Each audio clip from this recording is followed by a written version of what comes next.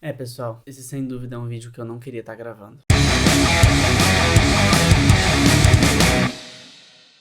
Fala galera, beleza? Pra quem não me conhece, eu sou o Guilherme e este é o É do Jogo. E eu peço desculpas pela demora pra soltar esse vídeo, é só que eu realmente não queria gravá-lo. A derrota da seleção brasileira contra a Croácia me impactou de um jeito que eu, na verdade, até nem esperava tanto. Ter criado o do jogo pra poder falar sobre futebol foi algo que vinha sendo pensado por mim há muito tempo. Não apenas futebol, mas como outros esportes também. E utilizar a Copa do Mundo justamente pra aproveitar e dar um boom, né, esse gás maior pra poder alavancar as views, alavancar os inscritos, porque as pessoas estariam procurando por isso, foi algo que eu até acredito que deu muito certo pra mim. Logicamente, pra mim, quanto mais a seleção brasileira avançasse nessa Copa do Mundo, melhor seria, porque mais pessoas iriam procurar a respeito da Copa e então mais pessoas poderiam acabar encontrando meus vídeos. Então estar aqui hoje fazendo esse vídeo realmente é muito complicado. E eu gostaria de pedir ajuda a você que está assistindo esse vídeo e não está inscrito aqui no canal, que se inscreva aqui na do jogo, deixa o like no vídeo, comente alguma coisa, compartilhe esse vídeo, mesmo que eu não esteja num ânimo tão grande como normalmente eu estou nos outros vídeos. Você pode até ver os vídeos anteriores e ver que eu realmente estou um pouco mais animado. Também pelo horário que eu tô gravando, são 1h e pouca da manhã já, então também não dá pra poder ficar tão pra cima, né, como geralmente eu acabo sendo. Mas a sua inscrição, o seu like realmente são muito importantes pra mim, isso me ajuda bastante a continuar crescendo. E o É do Jogo não vai acabar por causa dessa derrota da seleção, o É do Jogo continua. E aqui eu trago pra vocês Brasil e Croácia, fazendo uma análise que eu não fiz do jogo até agora. No meu vídeo pré-Brasil e Croácia, eu falei que a Croácia seria o adversário mais difícil que o Brasil teria na Copa até aquele momento.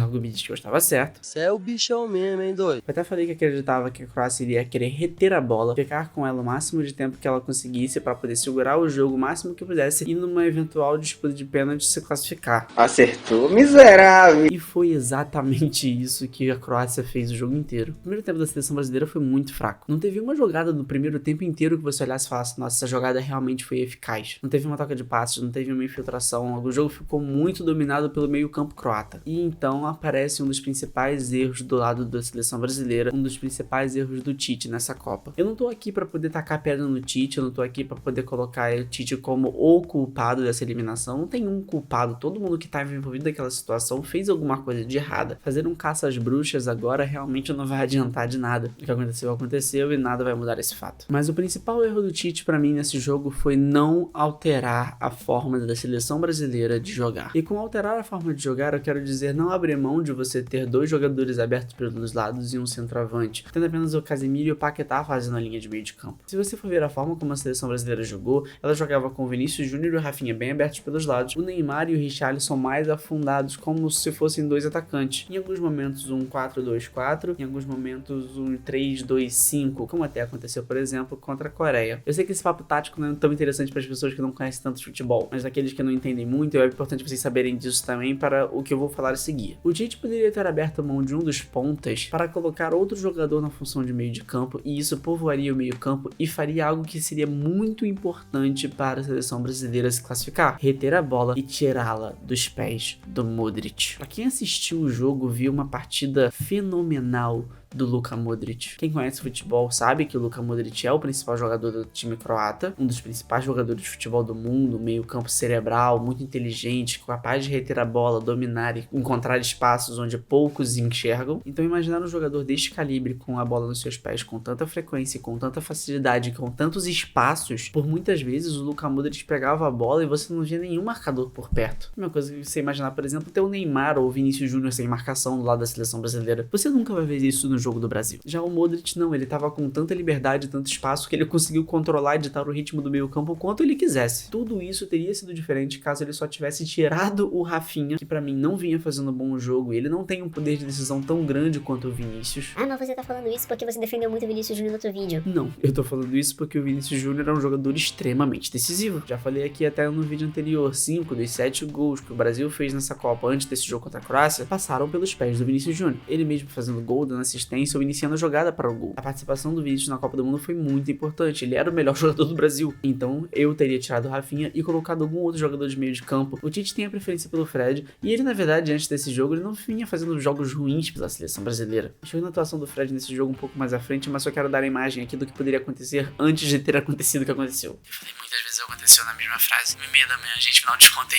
Ele poderia ter tentado com o Fred, o Bruno Guimarães ou até mesmo Everton Ribeiro. Todos esses jogadores teriam mais condições de reter a bola e principalmente provavelmente o Bruno Guimarães e o Fred têm mais essa característica de marcação que poderia ser muito importante para enfrentar um meio-campista como o Modric. Se ele tivesse tirado o Rafinha, colocado mais um meio-campista, ele poderia colocar o Neymar fazendo a função de falso 9, o que daria duas situações táticas muito interessantes para a seleção brasileira. Seria o Vinícius Júnior e o Richarlison entrando na área, abrindo espaço pelos corredores, permitindo que Militão e Danilo conseguissem aproveitar aquele espaço. E com isso o Neymar poderia tanto continuar na criação como se aproximar até um pouco mais do gol, onde ele poderia até ser mais perigoso, e com isso também dar um pouco mais de liberdade para o Paquetá ser mais criador. Ele estava jogando uma função de segundo volante, ele fez muito isso no Lyon antes de se transferir para o West Ham esse ano, mas o Paquetá joga mais como aquele armador, então isso abriria um pouco mais de espaço para ele fazer essa função. Mas enfim, se só tivesse colocado mais um jogador de meio de campo com isso povoado o meio, muito provavelmente o Modric não teria tanto espaço assim para poder criar oportunidades. O jogador que mais correu em todo o jogo foi o Brozovic, meio campo croata, e muito disso porque tinha muito espaço no meio de campo brasileiro para poder aproveitar. Coisa que talvez só mais um jogador de meio de campo poderia já completamente aniquilar, e das duas uma. Ou o Tite simplesmente foi teimoso e não quis abrir mão do sistema de jogo que ele treinou durante todo esse tempo, durante praticamente todos os 4 anos, né, desde a Copa de 2018 até essa, ou ele simplesmente não conseguiu fazer essa leitura de jogo, o que pra mim seria um pouco mais preocupante, porque o Tite é um bom técnico, mas seria uma falha muito grotesca, principalmente no jogo desse tamanho. Alguns erros que são cometidos às vezes são compreendidos demais na frente, né, mas quando eles custam uma eliminação de uma Copa do Mundo como é num jogo desses, é muito difícil de você perdoar. Outra coisa que eu também considero um grande erro foi tirar o Vinícius Júnior de campo. Nada contra o Rodrigo, eu acho ele um excelente jogador, ele já é uma realidade, já é um jogador de altíssimo nível do Real Madrid, não é titular lá, ele muitas vezes começa os jogos no banco de reservas, mas ele ainda assim é muito importante pro Real Madrid, ele fez os gols importantes, por exemplo, contra o Chelsea na última Champions. Nada contra ele, é só que o Vinícius Júnior é um jogador mais pronto. O Vinícius Júnior é um dos principais jogadores do Real Madrid. De novo, o Vinícius Júnior vinha sendo o melhor jogador do Brasil na Copa. Mas não apenas isso, mas o Vinícius Júnior tem um jogo individual melhor do que o Rodrigo. Ele dribla melhor do que o Rodrigo, que poderia abrir espaços um pouco mais na frente se tivesse também até mais espaço para ele jogar. Justamente pela falta de povoamento do meio de campo, muitas vezes o Vinícius Júnior não tinha espaço para poder aproveitar o corredor. Você vê várias jogadas durante o jogo onde o Vinícius Júnior ficava praticamente ilhado na ponta esquerda. Mas é um jogador que em uma bola consegue decidir numa partida, como foi, por exemplo, contra a Sérvia. O passe que ele deu pro Richarlison fazer aquele golaço de voleio no segundo gol foi simplesmente incrível. E uma das coisas que é fundamental no jogo de futebol é que você não tira um jogador decisivo de campo num jogo decisivo. O Neymar vinha fazendo um jogo péssimo. Ele não acertava nada, ele tomava muitas faltas, ele não conseguia dar sequência de jogadas. Teve até uma, e vou tentar colocar na tela, que ele poderia ter voltado a bola no Vinícius Júnior e o Vinícius Júnior tinha espaço aberto para poder finalizar, mas o Neymar fez a escolha errada, tentou bater no gol e não conseguiu fazer. Ele realmente vinha errando tudo, só que é um jogador decisivo, é um jogador brilhante, tanto é que fez um gol genial na prorrogação, num bom passe, bela visão de jogo do Paquetá, que também não vinha fazendo um bom jogo, mas de novo, jogadores assim, com qualidade tão aflorada, não dá pra se tirar de campo de um jogo desses. Uma coisa, por exemplo, é como foi o Paquetá no próprio segundo tempo da prorrogação, que ele pediu pra sair, ele não aguentava mais, ele tava cansado. Se o Vinícius Júnior tivesse feito isso, tudo bem, eu entendo, mas o Tite tirou o Vinícius Júnior antes de 20 minutos do segundo tempo, e o Vinícius é muito forte fisicamente, você dificilmente vê ele saindo de partidas por cansaço, sem contar que também é muito jovem, ainda tem muita lenha pra poder queimar. Foram muitos erros da comissão técnica.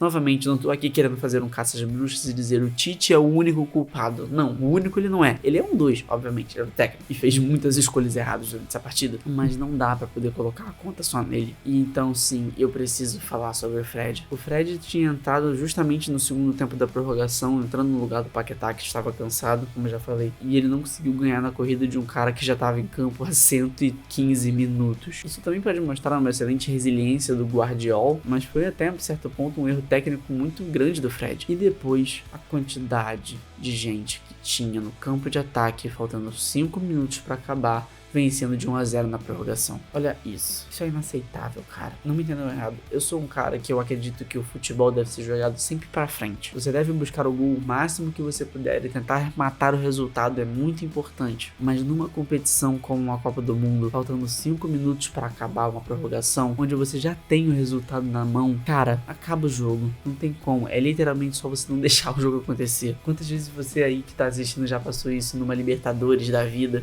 onde seu time tá perdendo só só por 1-0, tentando buscar o gol de empate, o que pode dar a classificação, mas os adversários simplesmente não deixam o seu time jogar. Faz falta, reclama com o juiz, chuta a bola pra longe, faz tudo o que precisa, mas não deixa o jogo rolar. Quantas vezes eu já vi isso em jogos do Brasileirão? Quantas vezes eu já vi isso em jogos da Copa do Brasil? Quantas vezes eu já vi isso em jogo da Libertadores? A Libertadores, então, meu Deus do céu.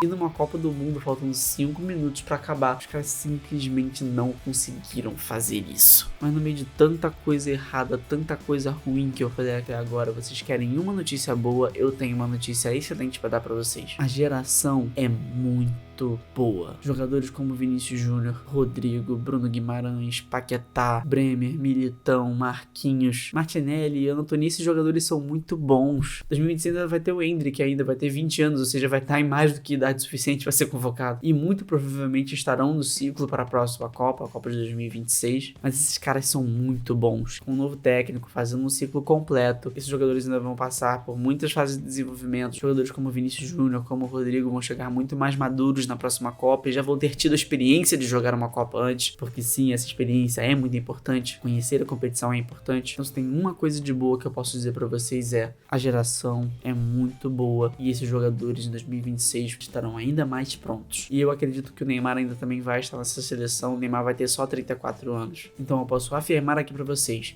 em 2026 o sonho do Hexa está sim vivo. Um dado também interessante é que essa eliminação pra Croácia marca algo também que é até preocupante. A seleção brasileira não consegue vencer de um europeu no mata-mata desde 2002. Em 2006, a primeira vez que encontrou um europeu no mata-mata foi a França nas quartas de final e foi eliminada naquele gol do Henry. Em 2010, o primeiro europeu que enfrentou no mata-mata foi a Holanda, que eliminou o Brasil por 2-1. Em 2014, o primeiro europeu que enfrentou foi a Alemanha, e eu não preciso falar nada sobre esse jogo pra vocês. Em 2018 foi a Bélgica, que também eliminou o Brasil, também por 2-1. E agora o primeiro europeu no mata-mata foi a Croácia, que eliminou o Brasil nos pênaltis. Eu não estou suportando mais. Para Brasil e Argentina ficarem o tempo inteiro jogando só contra Chile, contra Peru, contra Bolívia, não faz o menor sentido. Eles precisam se testar contra equipes mais fortes. Mas enfim, galera, esse foi o vídeo de hoje. Mais uma vez eu peço desculpa pela demora para poder soltar esse vídeo, que realmente eu só não queria gravá-lo. Se você gostou do vídeo, se você gostou da análise das coisas que eu falei, esse vídeo eu acho que não teve tanta edição quanto normalmente eu faço. Eu tento colocar algumas coisas até divertidas aqui, mas é que tinha tanta coisa pra poder falar aqui que eu acho que eu nem vi muito espaço para isso. Eu peço mais uma vez para que você se inscreva aqui no canal do jogo, deixa o like no vídeo, compartilhe esse vídeo, comenta alguma coisa, se você concorda, se você discorda do que eu falei aqui, o que você acredita que também foi um erro da seleção brasileira, o que poderia ter sido feito de melhor, o que você enxerga em relação à geração para a Copa do Mundo de 2026, qual você acha que vai ser a final da Copa do Mundo, comenta aqui embaixo, por favor, isso é muito importante, eu gosto muito de ler os comentários e interagir com todos vocês, então muito obrigado a todos vocês que estiveram comigo até aqui, um grande abraço e até a próxima.